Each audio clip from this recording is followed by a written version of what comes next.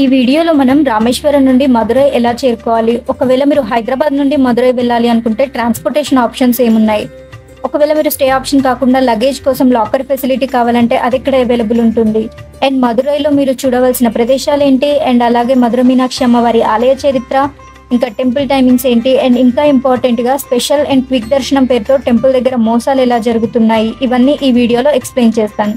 అందరికీ నమస్కారం, నా పేరు Bhavitha and welcome to my channel AB travel escapes.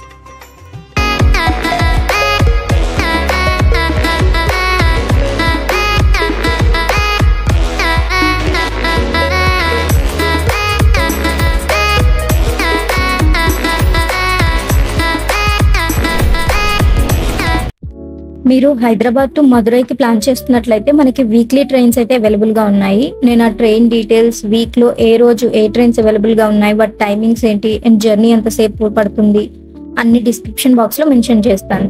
ఈ ట్రైన్ జర్నీ మినిమం 22 అవర్స్ అయితే పడుతుంది. ఒకవేళ మీరు ఇంత లాంగ్ జర్నీ చేయలేము అనుకుంటే ఫ్లైట్స్ కూడా ఉన్నాయి. హైదరాబాద్ టు మదురైకి డైరెక్ట్ ఫ్లైట్స్ ఉన్నాయి, కానీ 1 month ప్రియర్ బుక్ చేసుకుంటే బెటర్.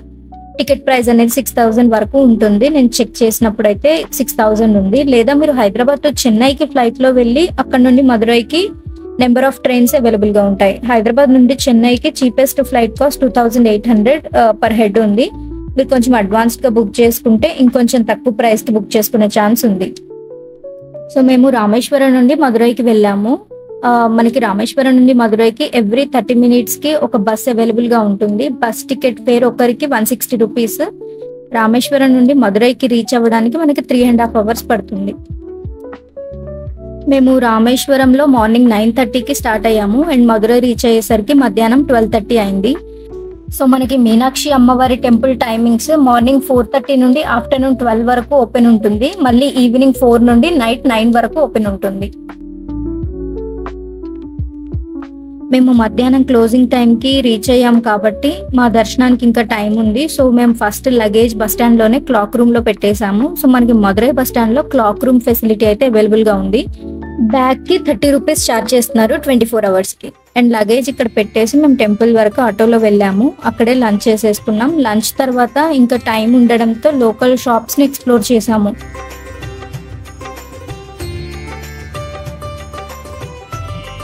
టెంపుల్ దగ్గరే షాపింగ్ స్ట్రీట్స్ ఉంటాయి. అక్కడ పూజ articles, steel and plastic items, and మన లేడీస్ కోసం బడ్జెట్ లో జ్యువెలరీ ఐటమ్స్ ఉంటాయి.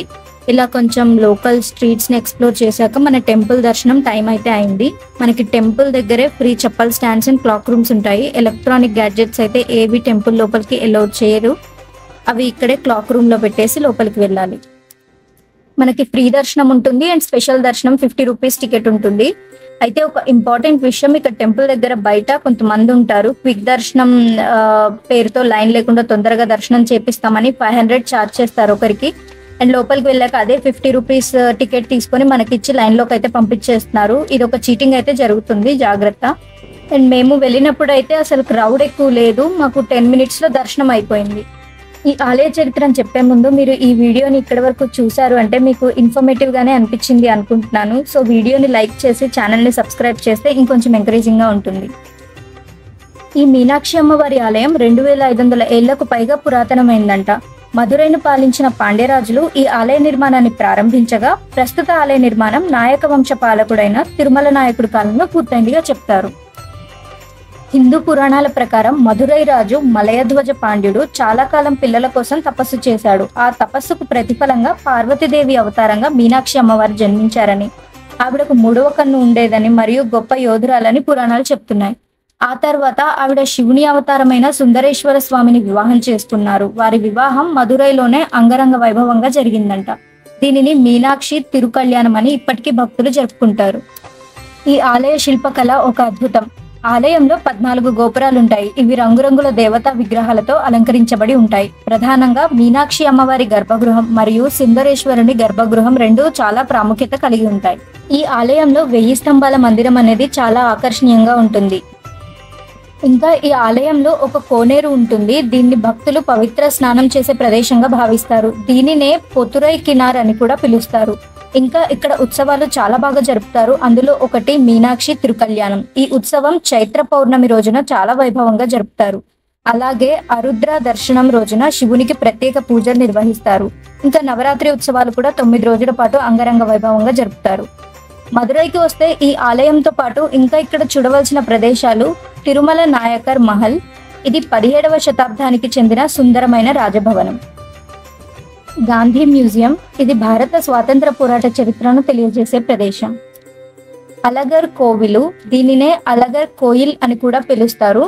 ఇది శ్రీ విష్ణువుకి అంకితం చేయబడిన అందమైన ఆలయం. సోలగిరి హిల్స్. నేచర్ లవర్స్ అయితే ఇక్కడ ట్రెక్కింగ్ చేస్తూ లొకేషన్ని ఎంజాయ్ చేయొచ్చు. సో ఇది మదురై ట్రిప్ డీటెయిల్స్. నెక్స్ట్ వీడియోలో అరుణాచలం ఎలా చేరుకోవాలి, గిరి ప్రదక్షిణ చేయాలనుకునే వారికి ఎంత టైం పడుతుంది అండ్ టెంపుల్ టైమింగ్స్ ఇవన్నీ క్లియర్గా ఎక్స్ప్లెయిన్ చేస్తాను. Thank you for watching the video.